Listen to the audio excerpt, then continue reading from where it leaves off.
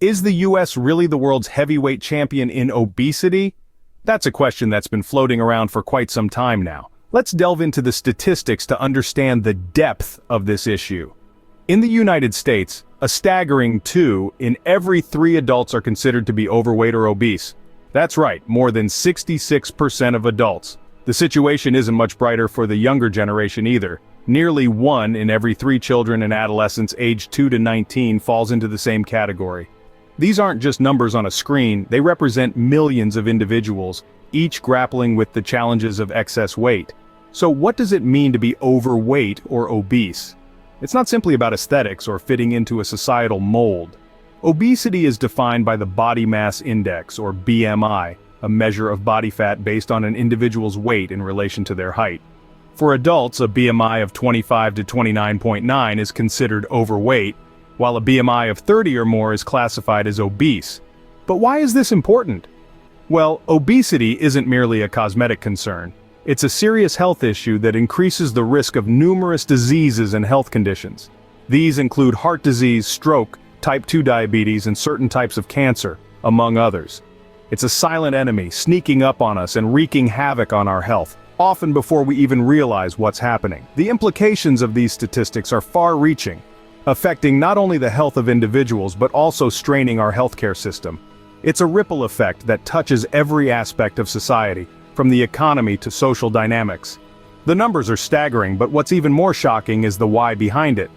Is it our diet, lifestyle, environment, or perhaps a combination of all these factors? Stick around as we delve deeper into the causes of the obesity epidemic in the following scenes. If you are what you eat, then what are most Americans eating? This is a question that leads us straight to the heart of the matter. The typical American diet, or rather the standard American diet, is one that is far from ideal when it comes to promoting health and preventing obesity. When we look into the American plate, we find it heavily laden with processed foods. These are foods that have been significantly altered from their natural state and are often high in unhealthy fats, sugars, and sodium. They are also typically low in fiber and essential nutrients. Tasty? Yes. Convenient? Absolutely. Good for our waistlines and overall health? Far from it. Fast food is another culprit. In our fast-paced world, the convenience of drive-thrus and takeout meals has led to a surge in fast food consumption. But these meals are often calorie-dense, loaded with fat, sugar, and salt, and lacking in vital nutrients. A single fast food meal can easily contain more calories than an individual should consume in a whole day. Now, let's not forget about sugary drinks. These liquid calories are a major contributor to the obesity epidemic. They provide little to no nutritional value, yet contribute a significant amount of calories to our daily intake. The problem is, our bodies don't register these calories the same way it does solid food, leading us to consume more than we realize. And then there's the issue of portion sizes. Over the years, our plates, cups, and bowls have grown substantially larger.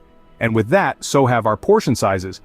A meal today is often double, sometimes even triple the size of what it was a few decades ago. This portion distortion has made it all too easy to overeat. The American diet is certainly a recipe for weight gain, but there's more to the story. It's not just about what we're eating, but also how much and the lack of balance in our meals. And while the diet plays a significant role in the obesity epidemic, it's only one piece of the puzzle. We'll delve deeper into this in the next scene. Stay tuned. Are we sitting our way into obesity? Now that's a question that might have seemed absurd a few decades ago, but today, with our increasingly sedentary lifestyles, it's a harsh reality. Physical inactivity plays a significant role in the obesity epidemic that we're witnessing. Let's take a quick journey back in time. Once upon a time, physical activity was a natural part of our daily routine. Manual labor jobs, walking or biking to work, running errands on foot, these were all commonplace. But fast forward to today, and we see a vastly different picture. Technological advancements have led to an era where we can work, shop, and entertain ourselves without ever leaving our seats. Consider the average workday. Many of us spend the bulk of our waking hours glued to our office chairs, staring at computer screens. The advent of remote work has only exacerbated this trend. And when the workday is over, how do we unwind? Often it's by spending even more time sitting, whether it's in front of the TV, playing video games, or scrolling through social media. Transportation is another area where physical activity has taken a back seat. Instead of walking or biking, we're far more likely to drive or take public transportation, even for short distances. And let's not forget leisure activities. The appeal of digital entertainment often overshadows the allure of outdoor activities, leading us to spend more time indoors and less time moving our bodies. The impact of this shift towards a more sedentary lifestyle is clear. Less physical activity means more calories stored as fat, leading to weight gain and increased risk of obesity. But it's not just about the calories. Physical inactivity also affects our metabolic health, making it harder for our bodies to regulate blood sugar and cholesterol levels. Our chairs are killing us, but can we blame everything on them? It's easy to point fingers at our sedentary habits as the sole culprit of obesity, but remember, it's a complex issue with multiple contributing factors. Yes, we're sitting more than ever, but that's just one piece of the puzzle. It's up to us to figure out how to put the pieces together and create a healthier future. Could the very environment we live in be making us fat? It seems like an odd question, but when we delve deeper, we find that our surroundings can indeed play a significant role in our waistlines. Let's start with the concept of food deserts. These are areas where access to affordable, healthy food options is limited or non-existent due to the absence of grocery stores within convenient traveling distance. For individuals living in these areas, fast food joints and convenience stores, which often lack nutritious options, become the go-to for meals. The result? An increase in consumption of high-calorie, low-nutrient foods, which contribute to weight gain and obesity.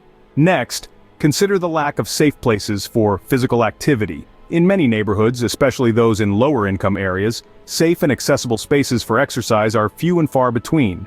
Without parks, trails, or even sidewalks, opportunities for regular physical activity diminish, leading to a more sedentary lifestyle.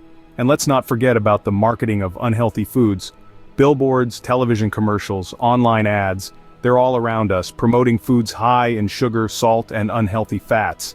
These advertisements, particularly those targeting children, can shape dietary preferences and habits, making the less healthy choice seem more appealing.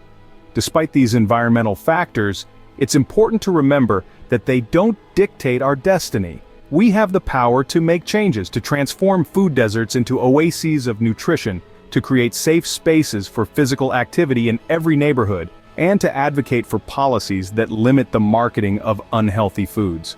Remember, the environment around us is a reflection of the choices we make collectively as a society. And if we want to change our environment, we have to start by changing our choices. Our surroundings shape us, literally. But what can we do about it? Well, it starts with awareness and action, and it's never too late to start. Is there a way out of this obesity epidemic? Good news, there absolutely is. It starts with understanding that change is a process, not an event. Now let's talk about potential solutions. Firstly, diet. It's not about fad diets or quick fixes. It's about sustainable, healthy eating habits. A diet rich in fruits, vegetables, lean proteins, and whole grains can make a significant difference. And remember, it's not just about what we eat, but how much. Paying attention to portion sizes is just as important. Next, physical activity. This doesn't necessarily mean hitting the gym for hours each day. It could be as simple as walking to the store instead of driving, taking the stairs instead of the elevator, or even dancing around the house while doing chores. The goal is to move more and sit less. Then we have policy changes. Governments and organizations play a crucial role in shaping our food environment. Implementing policies that encourage healthy food choices, like taxing sugary drinks or subsidizing fruits and vegetables, can make a noticeable impact. Similarly, creating safe spaces for physical activity in communities can promote a more active lifestyle. Public health interventions are also key. These can range from awareness campaigns about the dangers of obesity, to school programs promoting healthy eating and physical activity, to healthcare services focused on prevention and treatment of obesity. But it's important to remember that while these solutions can help, the real change comes from within. Each one of us has the power to make better choices for our health. It's about making small changes every day and sticking to them. Just imagine if each person made just one healthier choice each day, the collective impact could be tremendous. It's not just about individual action, it's about collective action. Together we can create an environment that promotes health and prevents obesity. The obesity epidemic is not an insurmountable problem. With the right choices and actions, we can turn the tide.